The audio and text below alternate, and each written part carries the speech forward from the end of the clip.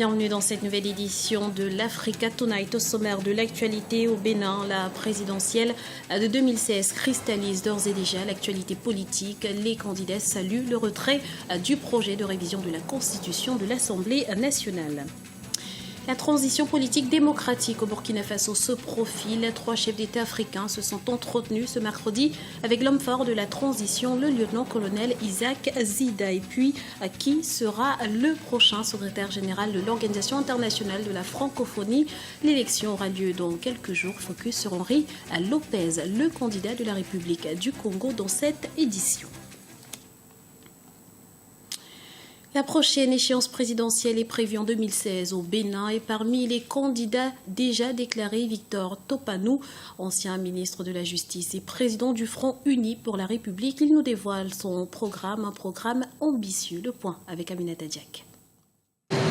En juin 2013, le gouvernement béninois avait transmis à l'Assemblée nationale un projet de révision de la Constitution du 11 décembre 1990. Une intense polémique avait alors agité le pays, mais ce lundi 3 novembre 2014, le président Boni Yayi annonçait le retrait du projet de révision de la Constitution de l'Assemblée nationale. Une décision qui, selon Victor Topanou, candidat du parti Front Uni pour la République à la présidentielle de 2016, répond aux aspirations des peuples après la révolte populaire survenue au Burkina Faso le 31 octobre 2014 qui a provoqué la chute du président Blaise Compaoré. De toute façon, s'il ne l'avait pas fait, avec l'exemple de ce qui se passe au Burkina Faso, il devrait s'interroger autrement.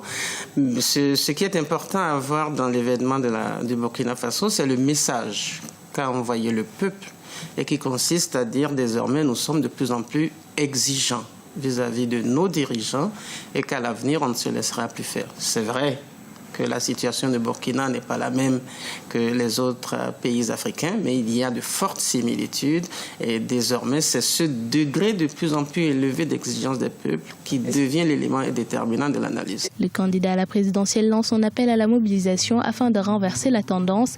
Il présente un programme qui vise essentiellement à améliorer les conditions de vie des populations. J'ai un programme relativement important. Ce que je propose aux Béninois, c'est qu'à hauteur de 2021, nous ayons essayé de réunir les conditions préalables en vue de l'émergence. Vous verrez que c'est un objectif relativement plus modeste que les précédents qui ont voulu aller vers l'émergence sans réunir au préalable les conditions nécessaires. Les enjeux de la présidentielle de 2016 au Bénin sont énormes, même si les prévisions de croissance évaluées à 4,9% en 2014 et à 5,3% en 2015 sont favorables à la stabilité macroéconomique. Beaucoup de secteurs restent à développer, notamment l'éducation, la santé ou encore les infrastructures. Dans l'actualité également, la MONUSCO annonce l'arrestation de 200 personnes dans le territoire de Béni, dans l'est de la République démocratique du Congo. Elles sont suspectées d'être responsables des massacres ayant fait une centaine de victimes en octobre dernier dans cette région. Leur arrestation est le fruit d'une opération conjointe avec la police nationale congolaise. Parmi les suspects figurent notamment des membres des forces démocratiques alliées. Au Burkina Faso, les tractations se poursuivent pour une sortie de crise. Le lieutenant-colonel Isaac Zida multiplie les rencontres. Ce mardi, il a été reçu par les chefs coutumiers et religieux. Une rencontre qui a permis de donner des gages sur le respect de ses engagements quant à une transition paisible. Explication avec Ibarati Ndiaye, commentée par Adi Jasfar.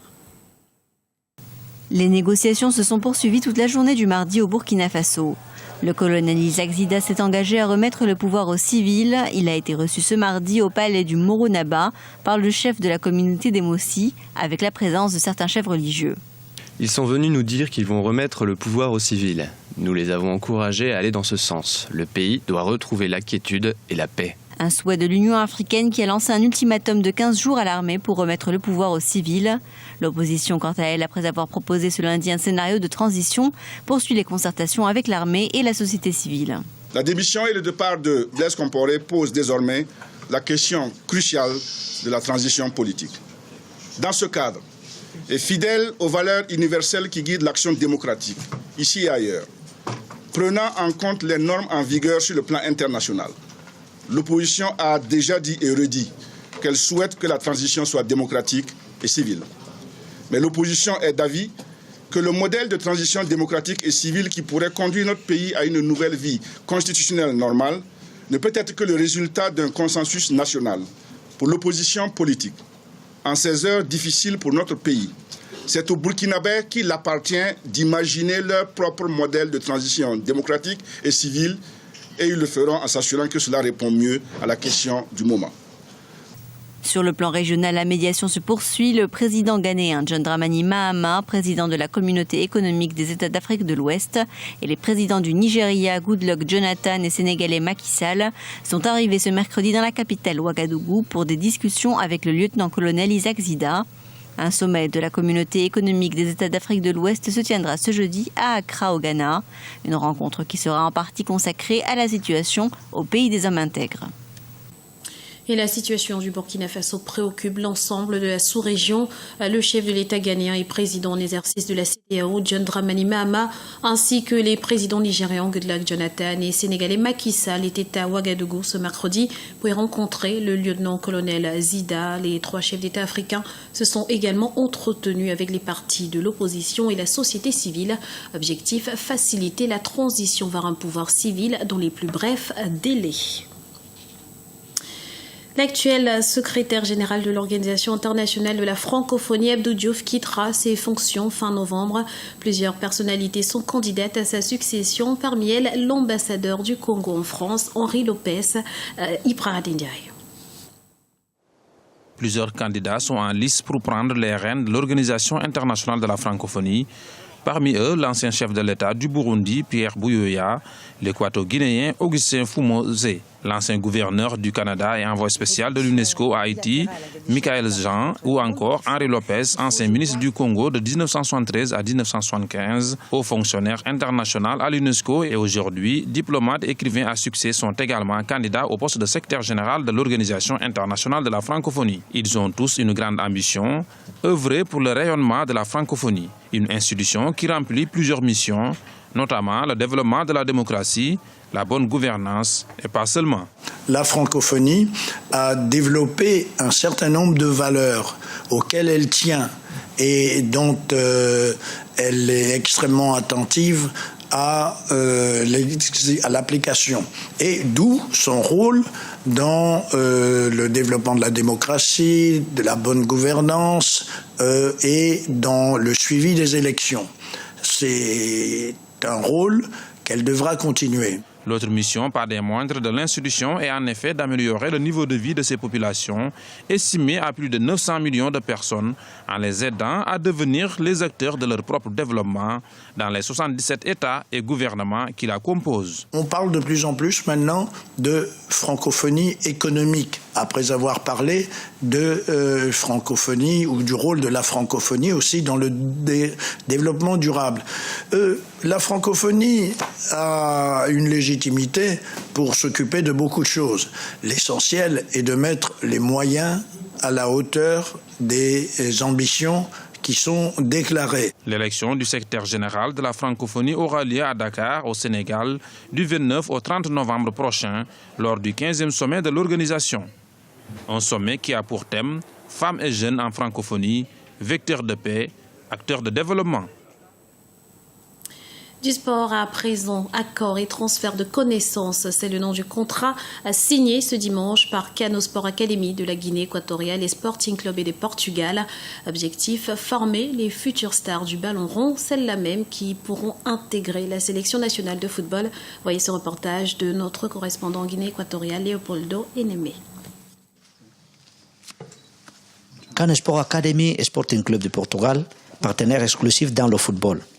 L'accord a été signé ce dimanche à Malabo entre Candy Donzoué, fondateur de Cano Sport, et Carlos Vieira, directeur sportif de Sporting Club.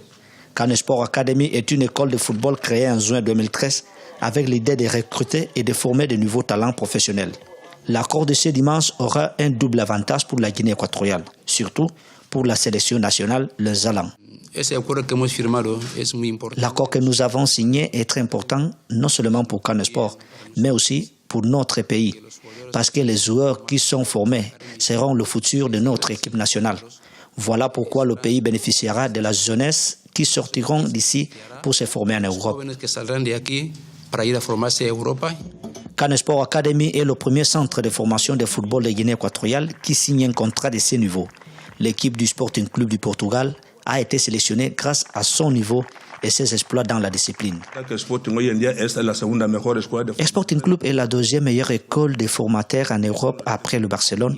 Et si nous voulons entraîner les jeunes, nous savons aujourd'hui que Sporting est l'un des meilleurs dans le monde et nous avons été obligés de les contacter. Et surtout, parce qu'ils savent former les joueurs. On a l'exemple de Figo, Ronaldo, Nani, etc. Figo, Ronaldo et muchos montones de más. Le Sporting Club du Portugal dispose de 28 académies dans le monde et Canesport est sa première école en Afrique. Dans quelques jours, les experts portugais du club arriveront pour mettre en place les premières étapes de l'accord qui prévoit notamment la restauration du stade de l'école Canesport Academy et la remise officielle des tenues. Ce journal a été réalisé par l'ensemble de la rédaction. Nous vous remercions pour votre fidélité. Retrouvez dans un instant une nouvelle édition de l'Africa Tonight sur Africa 24.